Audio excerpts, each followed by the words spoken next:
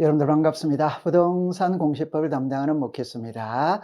빵꾸 특강이 올해로서 5회째가 맞네요. 그죠? 1회부터 4회까지는 폭발적인 인기를 누렸었어요. 이 5회 때도 여러분들의 많은 성원에 의해서 오늘 이 방송을 듣는, 유튜브를 듣는 모든 분들의 합격자 모임에서 반갑게 인사 나누었으면 합니다. 이 빵꾸 특강은 기출지문 중에 가장 출제 빈도가 높다고 그러는 수험생이 반드시 알아야 될 가장 중요한 핵심 지문만 가지고 와서 여러분들 같이 한번 풀어보는 겁니다. 어느 정도 공부가 되어 있는 분들은 오늘 빵꾸 특강을 들음으로써 부동산 공시법은 완전히 100점을 받는 것이고, 공부량이 부족하신 분들은 오늘 유튜브를 들음으로 인해서 부동산 공시법은 이렇게 공부하여야 하는 거구나, 그거를 느끼고 가셨으면 합니다. 시간 진행은 약 40분 정도 하고 10분씩 쉬고 점심시간은 1시부터 시작하도록 할게요. 그래서 이제 안으로 한번 들어가 보겠습니다. 자, 여기에 이제 우리가 등기 파트예요. 그죠? 여러분들이 알다시피 우리 부동산 공시법은 등기와 지적으로 나누어져 있는데 아무래도 등기 파트가 좀 부담스럽죠. 그죠? 그래서 오전에 등기를 하고 오후에 지적을 공부해 보도록 합니다. 하나하나 접근을 해 보도록 할게요. 그럼 여기에 보니까 제1장에 부동산 등기 총설에서 등기의 효력입니다. 효력. 그 등기의 효력이라면 1번에 등기는 전산정보 처리 조직에 저장된 때 접수된 것으로 본다, 이래 돼 있죠. 그죠? 이거는 지문으로 띄우지만 답으로 만드는 문구는 아닙니다. 그럼 이제 2번을 보면은 등기관이 등기를 마친 경우 이게 17시예요. 그죠? 그 등기는 접수한 때부터 이게 10시입니다. 그러니까 10시에 등기를 신청하고 등기부의 기록은 17시에 했어요. 그럼 17시에 기록을 하면 소급해서 10시부터 물권 변동의 효력이 발생한다, 이렇게 되죠. 그럼 이거를 연결시키면 이 접수한 때가 전산정보 처리 조직에 저장된 때죠. 그죠? 그러면은 시험에 낼 때 마친 경우는 접수한 때부터 하면은 5가 됩니다. 마친 경우에는 전산정보 처리 조직에 저장된 때부터 효력이 발생한다, 이래도 5가 되죠. 그죠? 1, 2번은 지문으로 자주 띄우는 거니까 그렇게 이해해 두시면 돼요. 자, 이제는 순위 확정의 효력이네요. 그죠? 여기 보니까 같은 구는 순위번호, 다른 구는 접수번호, 이렇게 나와 있죠. 이걸 여러분들이 잠깐 등기부를 통해서 확인을 해 본다면은 여러분들 여기에 등기부에 갑구가 있죠, 을구가 있죠. 이때 갑구와 을구의 분쟁이 발생했을 때 어떻게 해결할 거냐. 자, 이 칸을 한번 봅니다. 자, 여기에 보니까 2023년 3월 3일 날 소유권 이전이 들어왔죠. 그죠?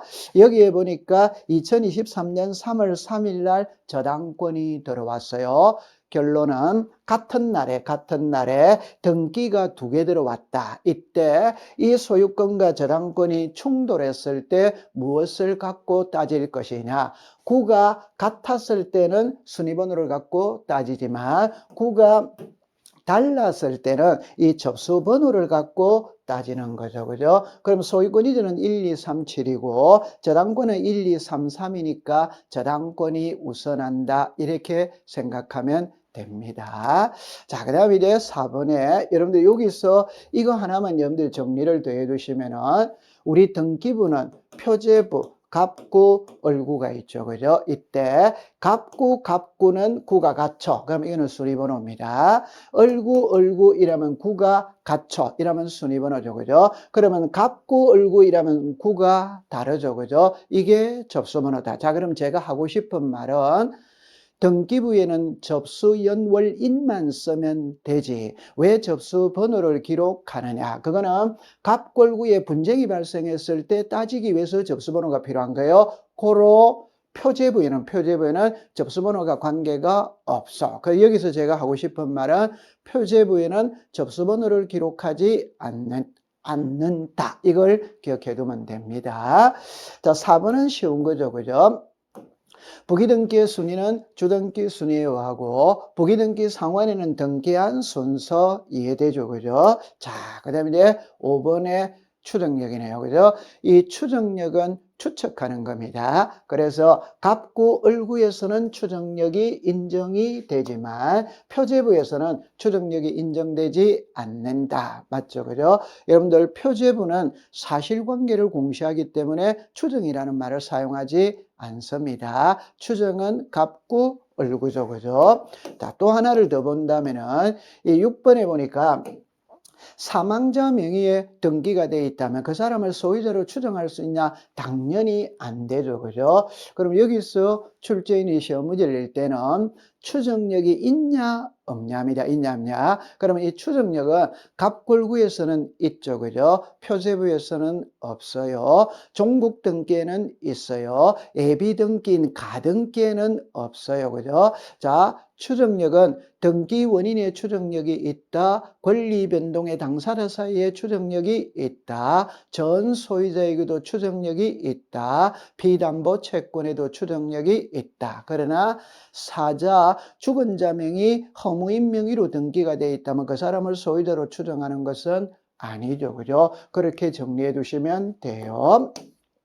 여러분들 1장은 가볍게 넘어가도 됩니다. 자, 2장은 있잖아요. 시험에 출제를 하면 2년에 한 번 정도 출제를 해요. 그럼 1번에 보니까 등기 사무의 위임권자가 누구냐? 이래 나와 있죠. 대법원장이죠. 그럼 여기서는 네 가지만 딱 기억하세요. 하나는 관할 등기소 지정권자는 상급법원의 장, 등기 사무의 위임권자 등기 사무의 정직권자는 대법원장, 등기관의 지정권자는 지방법원장 또는 지원장 이렇게만 단순 암기해 두시면 돼요.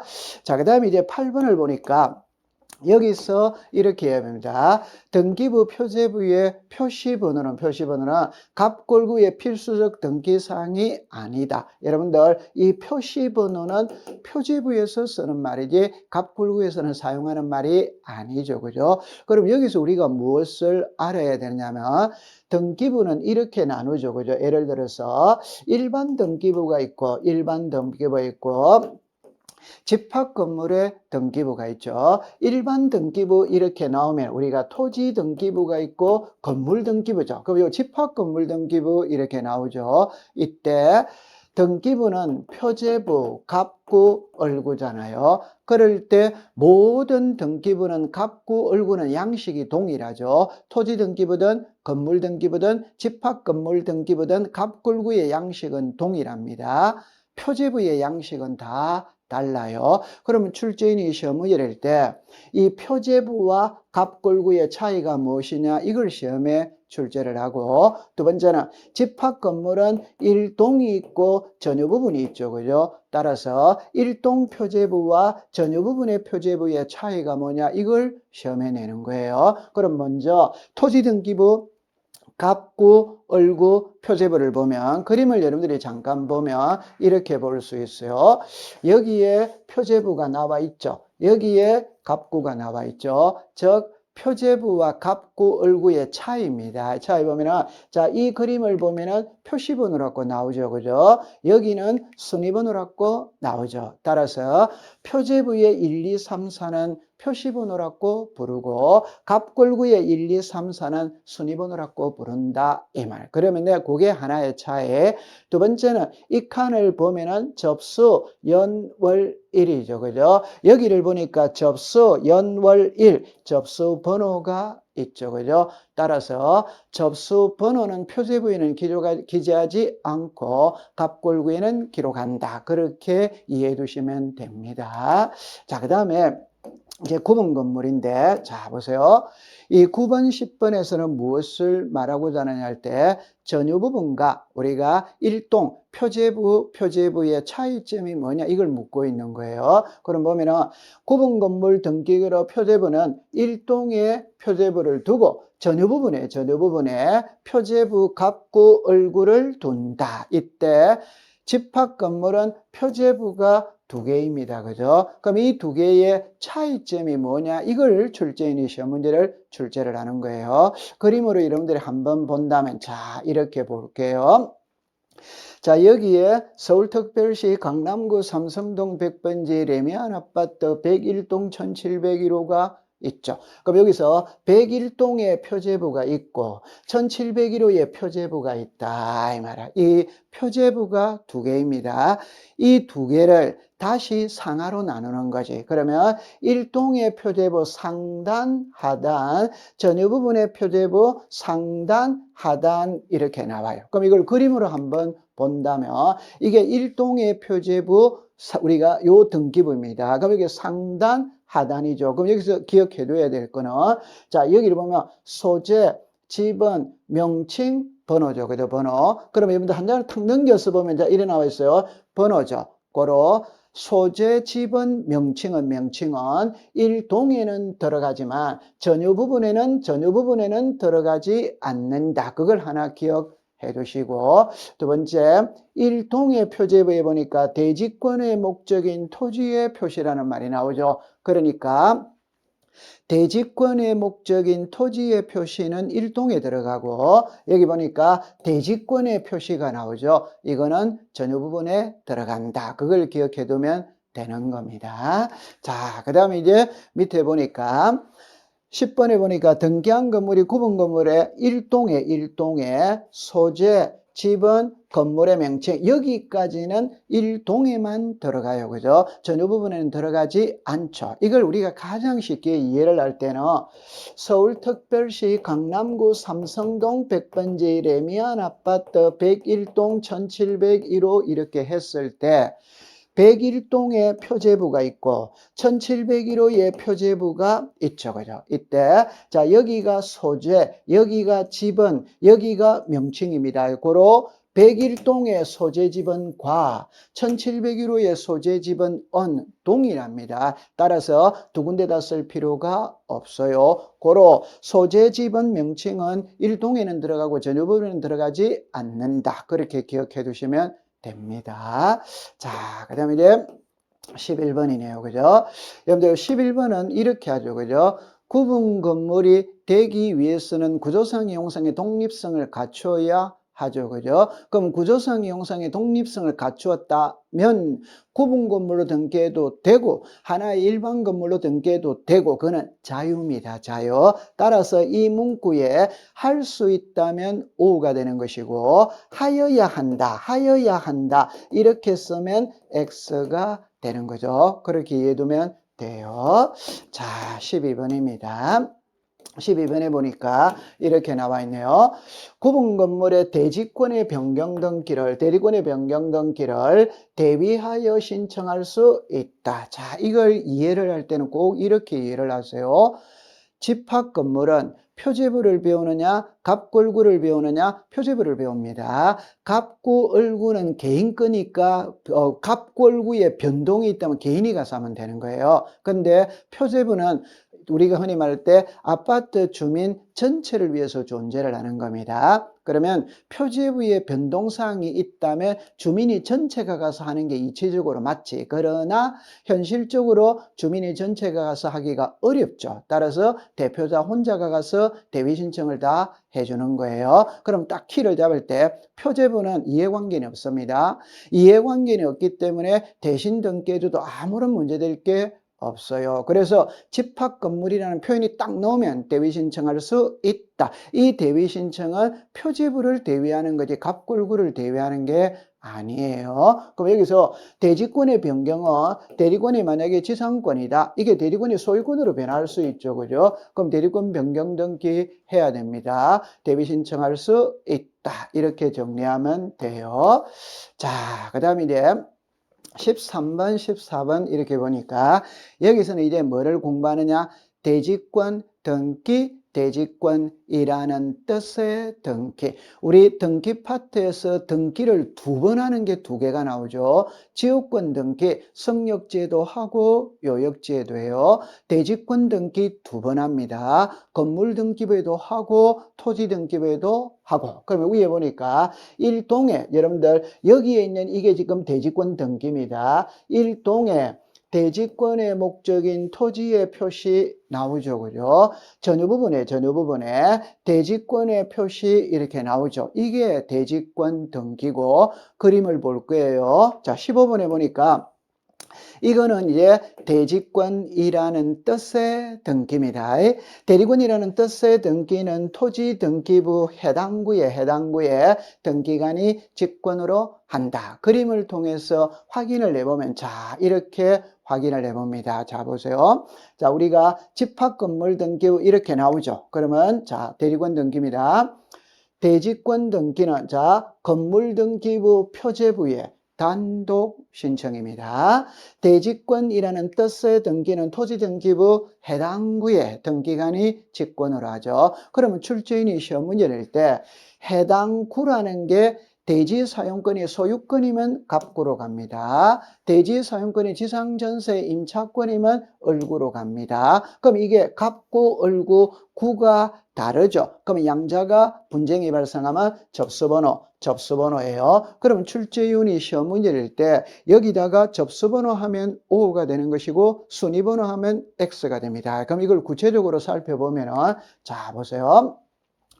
우리나라는 토지와 건물은 별개거든. 따라서 건물 등기부가 따로 있고 토지 등기부가 따로 있어요. 그러면 아파트도 토지 등기부가 있다 이 말이에요. 자, 그럼 일단 건물 등기부를 봅니다. 그럼 여러분들 1동이 있고 전유 부분이 있죠. 여기 1동에 대리권의 목적인 토지의 표시, 대리권의 표시 있죠. 이게 대지권 등기입니다. 그럼 등기부를 통해서 확인하면 1동에 대지권의 목적인 토지의 표시가 나오죠. 전유 부분에 대지권의 표시가 나오죠. 이게 대지권 등기다 이 말입니다. 그러면 건물 등기부가 있다면 토지 등기부가 있는 거예요. 그럼 아파트 토지 등기부를 보니까 여기에 대리권이 소유권이다, 대리권이 지상권이다 이렇게 나오죠. 그럼 이거는 토지 등기부거든. 그럼 이게 대지권이라는 뜻의 등기. 그러니까 대리권 등기를 두 번 할 때 건물 등기부에서는 대지권 등기라고 부르고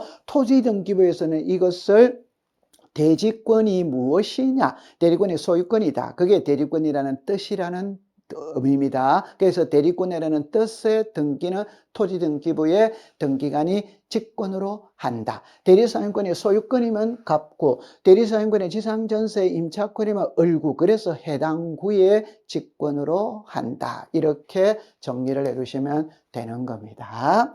자, 그 다음에 이제 16번에 보니까 이렇게 나와 있네요.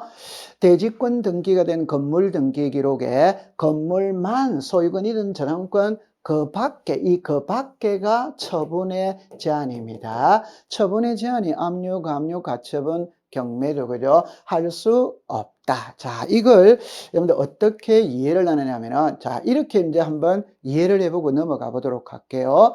그러면 들어가기 전에 지금까지 배웠던 건물 등기부, 토지 등기부, 자, 핵심 요약을 한번 정리해보고 넘어가 보도록 하죠. 첫 번째는, 자, 이렇게 놓습니다. 표제부와 갑골구의 차이입니다. 표제부와 갑골구의 차이. 표시번호, 순위번호. 접수연월일, 이거는 동일하죠. 접수번호는 갑골구에는 들어가지만 표제부에는 들어가지 않아요. 그 다음에 이제 일동과 전유 부분입니다. 자, 일동에 대리권의 목적인 토지의 표시는 일동에 들어가고 대리권의 표시는 전유 부분에 들어가고 소재 지분 명칭은 일동에는 들어가지만 전유 부분에는 들어가지 않는다. 그 다음에 전유 부분에는 건물 번호만 기록을 해요. 자, 그 다음에 이제 대리권입니다.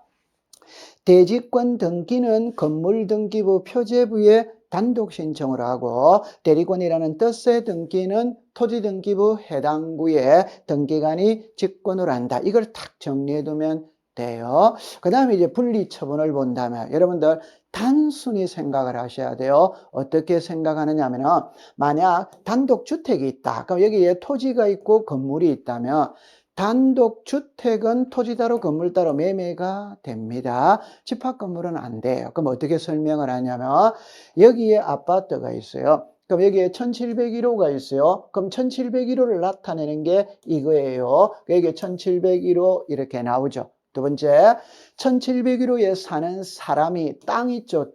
땅을 한자로 대지라고 이야기하죠. 땅을 사용할 수 있다. 이게 대지 사용권입니다. 그럼 이 대지 사용권은 일반적으로 소유권이죠. 그죠? 그래서 여기에 소유권이 대지권이다. 그럼 이 소유권은 여기에 사는 주민들이 공동으로 소유하고 있어요. 그러니까 지분 형식으로 가지고 있습니다. 그러면 5,000분의 77이라는 말은 아파트 토지의 면적이 5,000이고 그 중에 1701호가 77만큼 지분을 가지고 있다. 이렇게 이야기를 합니다. 그러면 이거는 건물입니다. 1701호입니다. 그러면 1701호에 사는 소유자가 토지에 대한 대지 사용권은 아래에 나와 있어요. 그럼 이거는 한 개죠. 한 개. 따라서 1701호 소유자가 갑은 5,000분의 77의 지분을 가지고 있다. 이때 1701호 소유자 갑이 을에게 1701호를 매매하면 갑이 갖고 있던 대지 사용권도 을에게 같이 가야 된다. 이걸 분리해서는 안 된다는 말은 이것만 건물만 매매할 수는 없는 겁니다. 건물만 저당권이 들어올 수 없는 거예요. 건물만 가압류가 들어올 수 없어요. 그럼 만약 1701호에 저당권이 들어오면 여기에 있는 대지권에도 자동으로 저당권이 들어갑니다. 왜? 이건 지금 하나죠. 그죠? 하나. 그래서 집합 건물은 토지 따로, 건물 따로 소유권이든 저당권, 처분의 제한에 등기 할 수 없다. 이렇게 정리하고 있으면 돼요. 자, 그 다음에 이제 17번에 등기부는 영구히 보존하지만 신청정보, 첨부정보는 5년 보존한다. 맞죠? 그죠? 자, 두 번째 하나를 더 볼게요. 자, 여기서는 이제 자, 반출이네요. 18번은 반출을 묻고 있어요. 등기부는 법관이 발부한 영장에 하여 압수하는 경우에도 등기소 밖으로 반출할 수 없다. 맞죠? 그죠? 등기부는 전쟁이나 천재지변이 일어난 경우를 제외하고는 반출이 안 되는 겁니다. 자, 그 다음에 이제 19번, 20번, 21번은 열람 발급이죠. 열람 발급. 폐쇄 등기 기록 있죠. 여러분들 폐쇄 등기 기록도 등기부입니다. 등기부니까 누구나 열람 발급이 되죠. 단 조심할 때 폐쇄 등기부는 전부 증명서 발급은 되죠. 그죠? 일부 증명서 발급은 되지 않죠. 자, 그 다음에 20번에 등기 원인을 증명하는 정보 일어났죠. 이게 여러분들 이렇게 따갑니다.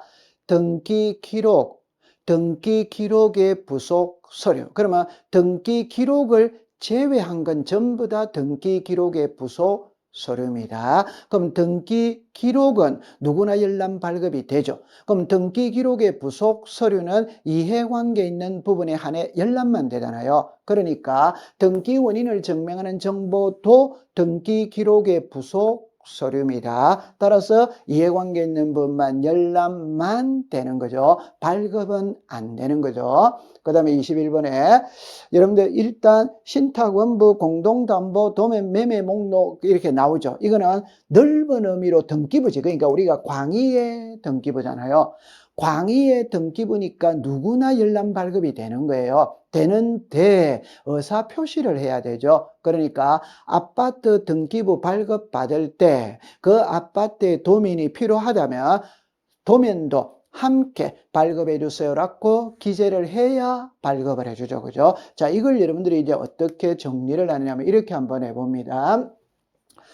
시험에 물을 때 보존을 묻는지, 여기에 반출을 묻는지, 열람 발급을 묻는지를 먼저 찾아야 돼요. 그럼 보존을 묻었을 때, 자, 먼저 뭐를 구별하냐면은 1번, 2번은 등기부를 말하는 겁니다.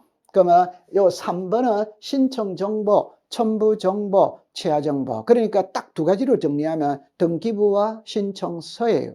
그럼 등기부가 중요하냐, 신청서가 중요하냐? 등기부가 중요하죠. 중요하니까 영원히 보존하는 겁니다. 그래서 영구보존, 5년 보존이에요. 그 다음에 이제 반출도 역시 이렇게 구별을 해야 돼요. 여기는 등기부입니다. 여기는 신청서입니다. 글자가 다른 거예요. 그래서 여러분들 등기부는 아시겠죠? 등기부의 부속 서류가 뭐냐? 그게 도면, 신탁, 원부, 공동담보, 전세 목록, 매매 목록, 넓은 의미의 등기부, 그게 등기부의 부속 서류입니다. 그럼 이 두 개는 전쟁 천재지변이 일어난 경우를 제외하고는 반출이 안 돼요. 그러나 신청서, 기타 부속 서류는 법원의 명령 촉탁이 있거나 수사기관이 발부한 영장에 의하여 반출할 수 있다. 이래 됩니다. 그러면 제가 여기서 하고 싶은 말은 뒤에 거를 먼저 생각하면 안 돼요. 앞에 등기부를 묻는지 신청 정보를 묻는지를 먼저 구분해야 되는 거예요.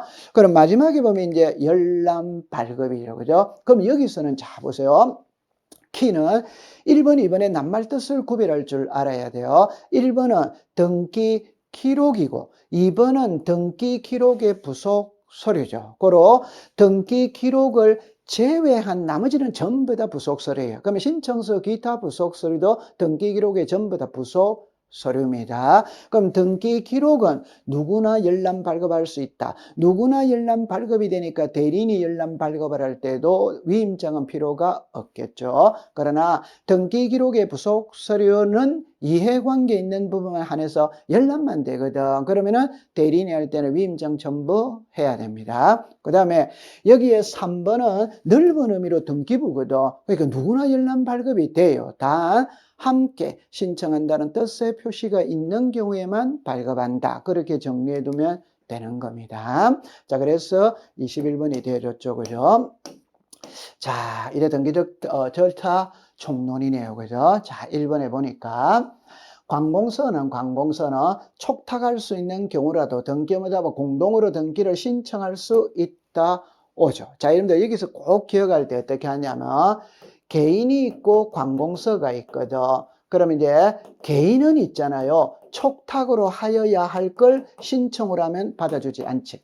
개인은 촉탁으로 하여야 할 걸 신청을 하면 받아주지 않지. 그러나 관공서는 촉탁으로 해야 될 걸 신청을 하면 관공서잖아요. 받아준다. 사기칠 일 없어요. 그 다음에 관공서는 우편으로 등기할 수 있다. 역시 똑같은 겁니다.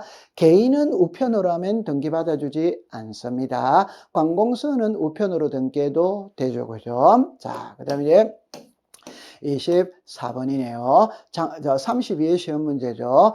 관공서는 등기 기록과 대장이 불일치하더라도 그 등기는 수리한다. 여러분들 관공서는 사기칠 일 없어요. 그러니까 출석을 안 해도 되고 우편으로 등기해도 되고 등기필 정보나 인감증명이나 주소를 증명하는 정보를 제출하지 않고 등기부와 대장이 불일치해도 관공서는 등기를 해준다. 그래 기억하면 됩니다.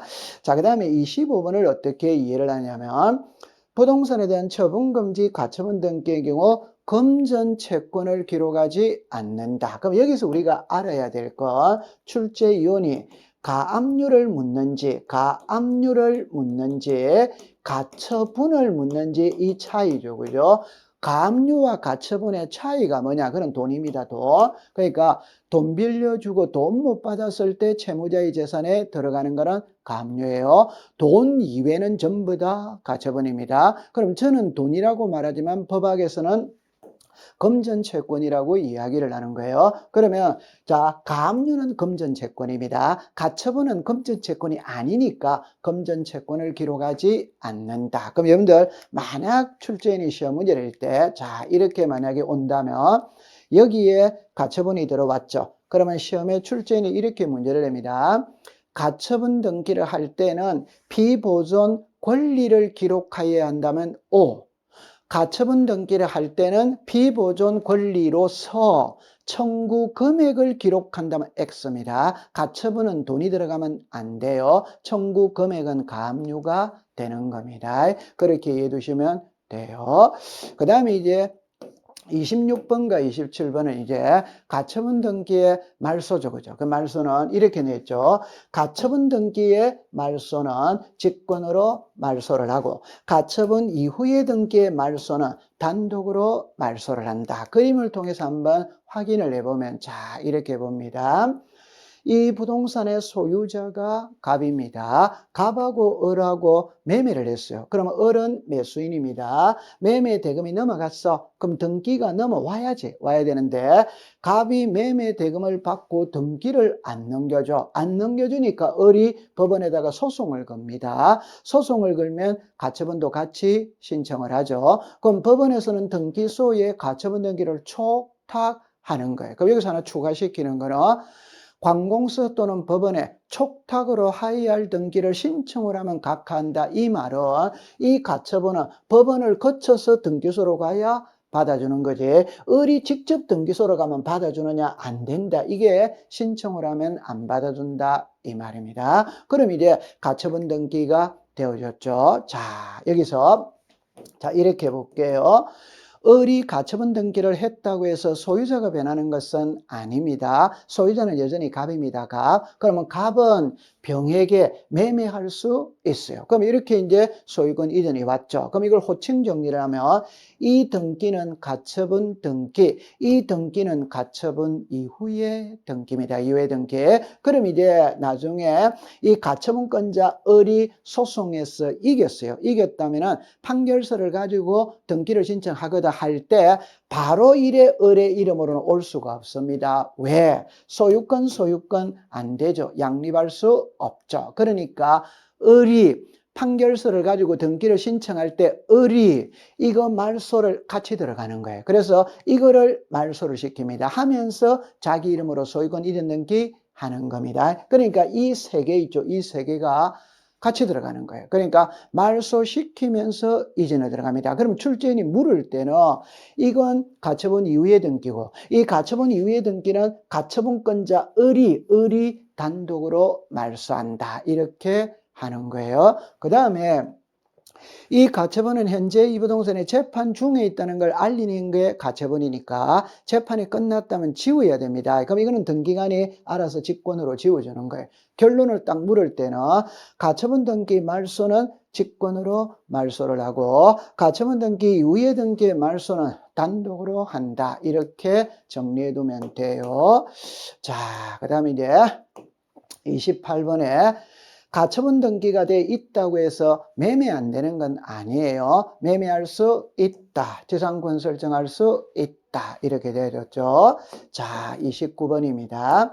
이거는 쉽지만 시험에 자주 지문을 띄우죠. 그죠? 민법상 조합 명의로는 등기할 수 없다. 어떻게 해야 되느냐? 조합은 전원 명의로 등기를 해야 되죠. 이 전원 명의가 공동 소유고 이때는 공유로 등기하느냐, 합유로 등기하느냐, 합유로 등기하죠. 자, 그 다음에 30번에 갑 소유로 등기된 토지에 설정된 을 명의의 건저당을 병에게 이전. 그럼 그림을 그리면 이거죠. 갑, 을, 병, 이래. 그럼 을이 건저당을 병에게 이전하잖아요. 그럼 을이 의무자, 병이 권리자가 되죠. 그죠? 자, 그럼 31번입니다. 전세권의 존속기간 연장을 위한 변경 등기를 할 때 등기 권리자는 전세권자, 등기 의무자는 전세권 설정자. 자, 이걸 그림을 통해서 한번 확인을 해보면, 자, 보세요. 이 부동산의 소유자가 갑입니다. 갑이 을에게 전세를 줍니다. 그럼 전세권 설정 등기가 3억으로 되었어요. 이때 집주인 있죠? 집주인이 등기 의무자, 세입자가 등기 권리자죠. 그럼 이 집주인은 의무자입니다. 자, 이때 인감 제출해야 되죠? 등기필정보 제출해야 됩니다. 그러면 인감은 등기 의무자가 제출한다면 X입니다. 인감은 소유권의 등기 명인이 등기 의무자, 즉 소유자일 때 제출하는 거죠. 그럼 소유자가 누구예요? 갑. 의무자가 누굽니까? 갑. 그러면 갑은 인감을 제출해야 되고 갑은 의무자니까 등기필정보를 제공해야 되는 거예요. 그런데 전세금이 3억에서 4억으로 정액을 했다. 그럼 역시 의무자는 갑입니다. 그래서 소유자가 누구냐? 갑. 의무자가 누구냐? 갑. 그럼 갑은 인감, 등기빌딩부, 신청정보의 내용으로 제공해야 돼요. 그런데 정액이 있다면 감액이 있잖아요. 그럼 당연히 정액하고 감액은 반대도 반대. 따라서 이 전세권자가 등기 의무자가 됩니다. 그럼 여기서 하나 조심해야 될 때 전세권자는 등기 의무자니까 등기빌딩부는 제공해야 돼요. 그러나 인감은 제공하지 않습니다. 왜? 전세권 감액할 때는 소유자는 갑입니다. 갑. 의무자는 을입니다. 을. 즉 을은 의무자는 맞지만 소유자가 아니기 때문에 인감은 제출하지 않죠. 그죠? 그렇게 정리해 두면 돼요. 자, 그다음에 32번에 부동산을 갑을 병으로 매도되었으나 등기미가 갑에게 남아있어 병이 을을 대위하여 소유권 이전 등기를 할 때 을이 절차법상의 등기 권리자이다. 여러분들 을은 채무자죠. 그죠? 그럼 여기에 병은 채권자죠. 그죠? 흔히 말하는 채권자 대위 신청이죠. 자, 그림을 통해서 한번 살펴본다면 자 보세요. 갑하고 을하고 매매를 했어요. 아직 등기 안 가져왔어요. 이 상태에서 을은 병하고 또 매매를 했어요. 그럼 이 등기는 일이 왔다 일이 넘어가면 아무 문제 없어요. 그런데 을이 있잖아요. 을이 이 등기를 안 받아와. 그러면 병이 이 등기를 대위 신청할 수 있다. 이게 채권자 대위 신청이에요. 그럼 우리가 여기서 알아야 될 게, 자 보세요. 등기 신청은 누가 했냐? 채권자가 했어요. 채권자. 명의는 누구냐? 을이죠. 을. 그러면 이게 정상적인 등기라면 을에게 등기필 정보를 작성해서 줘야 되는데 신청은 병이하고 명의는 을이죠. 따라서 을에게는 등기필 정보를 주지 않고 등기 완료 통지만 보내는 겁니다. 등기 완료 통지는 채무자에게도 보내고 채권자에게도 보내줘요. 그렇게 정리해 두시면 돼요. 자, 그 다음에 33번에 건전한권의 채권 채무액을 감액하는 변경 등기는 공동이다. 여러분들 이렇게 이해하면 되죠. 단독 신청과 공동 신청을 구별하는 방법이 뭐냐? 계약이라고 그랬어요. 그럼 여러분들 표제부는 계약은 하나도 없습니다. 그럼 표제부는 공동이라는 말이 없어요. 갑구는 소유권이죠. 소유권은 계약인 것도 있고 아닌 것도 있어. 그러나 을구는 지상권, 지역권, 전세권, 임차권, 저당권 전부 다 계약이죠. 그죠? 그러면 건저당은 당연히 공동 신청이 되는 거예요. 자, 그 다음에 34번에 여러분들 이 그림은 이거죠. 그죠? 갑이 건전한권 설정 후 소유권이 제3자에게 이전된 경우 건전한권 설정자 또는 제3채권자가 건전한권자와 말소 등기를 신청할 수 있다. 이 건전한권 설정자는 갑이고 갑, 제3취득자는 병이고 병이고 건전한권자는 을입니다. 그림을 통해서 한번 확인을 해본다면 자 이렇게 한번 확인해 볼게요. 자 보세요.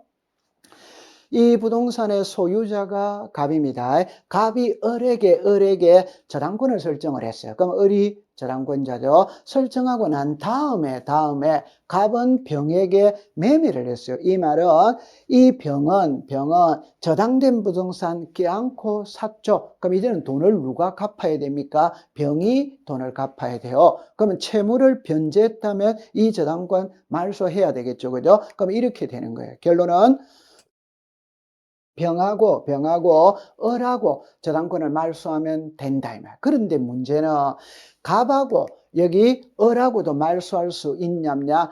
저당권 설정을 갑하고 을하고 했죠. 그럼 말소도 갑하고 을하고 되는 거예요. 그럼 이걸 문자를 해야 돼요. 자 보세요. 갑이 을에게 저당권을 설정한 후 병에게 매매를 하였다면 저당권 말소 등기를 할 때 제3취득자가 등기 권리자, 저당권자가 등기 의무자가 되어 공동으로 말소를 신청할 수도 있고 저당권 설정자가 등기 권리자, 저당권자가 등기 의무자가 되어 공동으로 말소를 신청할 수 있다. 조심할 거는 1회 말소는 안 되죠. 저당권 설정자와 제3취득자는 둘 다 권리자입니다. 두 사람이 말소한다 이러면 안 되는 겁니다. 이렇게 말소하고 이렇게 말소를 하는 거죠. 그죠? 자, 그렇게 해주세요. 자, 35번에 부동산 표시는 표제부죠. 표제부는 단독 신청 됐죠. 그 다음에 이 문구는 글자 그대로 받아들이면 돼요. 등기 의무자가 소재 불명의 경우 공시최고 절차를 거쳐 채권 판결을 받으면 단독으로 신청할 수 있다. 있다. 이렇게 되죠. 37번도 역시 가등기 명인이 가등기를 단독으로 말소할 수 있죠. 그럼 여기서는 하나 조심할 건 인감을 들고 가야 되죠. 그 다음에 수용으로 인한 소유권 이전 등기는 187조 수용의 개시일만 되면 물건이 변했으니까 사업시행자가 단독으로 신청한다. 맞죠? 그죠? 자, 그 다음에 38번입니다. 소송에서는 패소한 자는 등기할 수 없다. 그래서 우리는 이렇게 정리를 따가죠. 성소한 자는 등기할 수 있다. 원고는 등기할 수 있다. 피고는 등기할 수 없다. 패소한 자는 등기할 수 없다. 그러나 공유물 분할 판결에서는 패소한 자, 피고도 등기할 수 있다. 공유물 분할 판결은 형성 판결이고 형성 판결은 형성 판결 그 자체만으로 이미 물건이 변한 상태이기 때문에 패소한 자, 피고도 할 수 있다. 이렇게 하면 되죠. 판결서를 가지고 등기를 신청할 때는 기간에는 제한이 없다. 10년이 지나도 등기할 수 있다. 자, 그럼 40번에는 이런 거는 여러분들 끝에 답만 딱 외우면 됩니다. 채권자가 얻은 판결서를 가지고 채무자도 등기할 수 있냐냐? 있다. 이런 말이에요. 그림을 통해서 한번 확인을 해보면 자, 보세요. 갑하고 을하고 매매를 했어요. 을하고 병하고 매매를 했어요. 자, 지금까지 우리가 공부를 할 때는 을이 등기를 안 받아오는 걸 공부를 했어요. 지금은 그게 아니에요. 이제는 갑이 등기를 안 넘겨줍니다.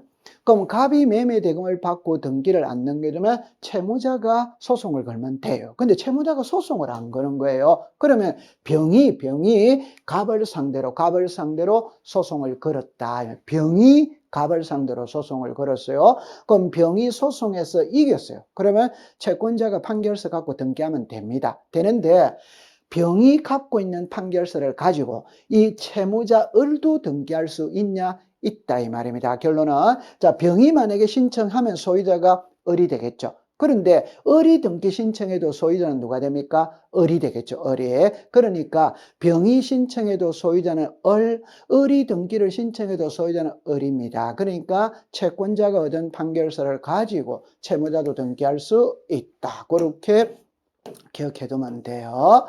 자, 42번에 보니까 여러분들 여기서는 일동 건물에 속하는 구분 건물 중 일부만 해서 하는데 나머지 구분 건물의 표시에 관한 등기입니다. 이걸 권리에 관한 등기라고 하면 X가 되는 거예요. 자, 이걸 그림을 통해서 한번 확인을 해보면 자, 보세요. 이게 단독주택입니다. 단독주택 비구분 건물이에요. 근데 건축 허가를 받아서 정축 허가를 받아서 5층을 올렸어요. 올렸다면 이게 이제 구분 건물이 된 거예요. 되어가지고 501호를 A에게 분양을 했다. 그럼 이제는 과거에는 단독주택이었는데 지금은 집합건물이 돼버린 거예요. 그럼 이 501호에 사는 사람은 저 보세요.